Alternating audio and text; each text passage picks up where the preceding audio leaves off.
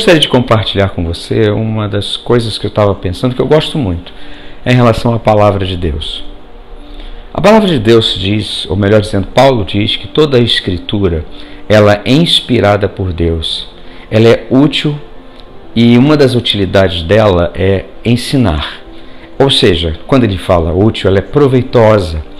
E uma das coisas que eu estava pensando é de um outro texto que Paulo fala em 2ª carta aos Coríntios, no capítulo 13, verso 13, que diz a respeito da bênção apostólica.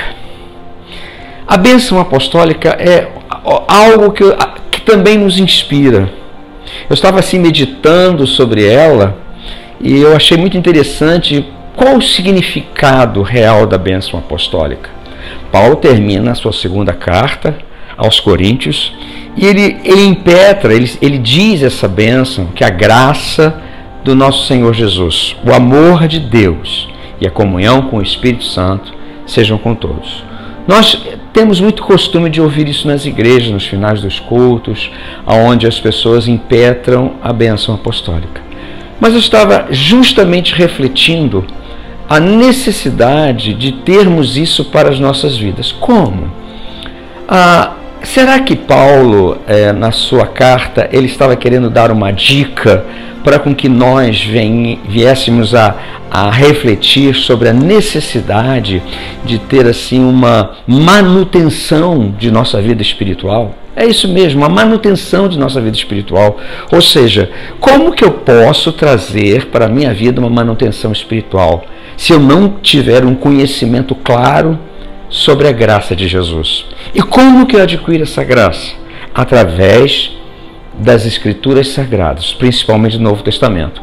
Quando eu começo a ter um relacionamento com a Palavra de Deus, buscando entender a graça de Deus, eu começo a ter uma compreensão dessa verdadeira graça que é infinita. Então, eu entendo uma coisa clara: Deus quer se relacionar comigo através da pessoa de Jesus Cristo, nos oferecendo essa graça. Bom, se eu tenho comunhão com a palavra, como que eu vou entender o grande amor de Deus? Tendo também comunhão com Deus. Ou seja, me relacionando com Deus. Se eu me relaciono com Deus, eu entendo, eu compreendo perfeitamente essa graça sobre a minha vida. E essa graça me revela o amor que Deus tem por mim e que Deus tem por você. Então, o amor de Deus é revelado a nós de muitas maneiras, de muitas formas, através dos livramentos, através de graças alcançadas, até mesmo, como diz as Escrituras, que até as provações, elas se revelam a nós o amor de Deus, o amor que Deus tem por nós. E a comunhão com o Espírito Santo? A comunhão com o Espírito Santo é o fechamento disso, é algo completo sobre isso. Deus começa a me ensinar que nada sem Ele, como Jesus disse, sem Ele nada podemos fazer. Essa relação com Deus Pai, essa relação com a palavra, essa relação íntima com a pessoa do Espírito Santo, me completam ao ponto de eu ter uma manutenção. E o que é essa manutenção, se não uma base para o meu crescimento da vida espiritual? Quantas pessoas tem por aí que nunca cresceram, vivem nas igrejas, tantas coisas, mas continuam meninos na fé. E na verdade, à medida que eu tenho um relacionamento com Deus, um relacionamento com a palavra de Deus e um relacionamento com o Espírito Santo, eu vou crescendo, eu vou amadurecendo e chego ao lugar que, na verdade, Jesus ensinou aos seus discípulos: dar fruto.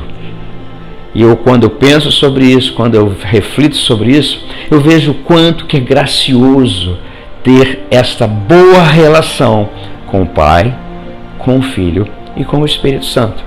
Então aqui, queridos, eu gostaria que você refletisse sobre isso, sobre essa necessidade que nós temos, baseado que eu creio que Paulo ali nos dá essa dica de termos uma manutenção de nossa vida espiritual, para com que haja um crescimento da nossa vida espiritual com o intuito de verdadeiramente sermos aquelas pessoas que venhamos a dar fruto.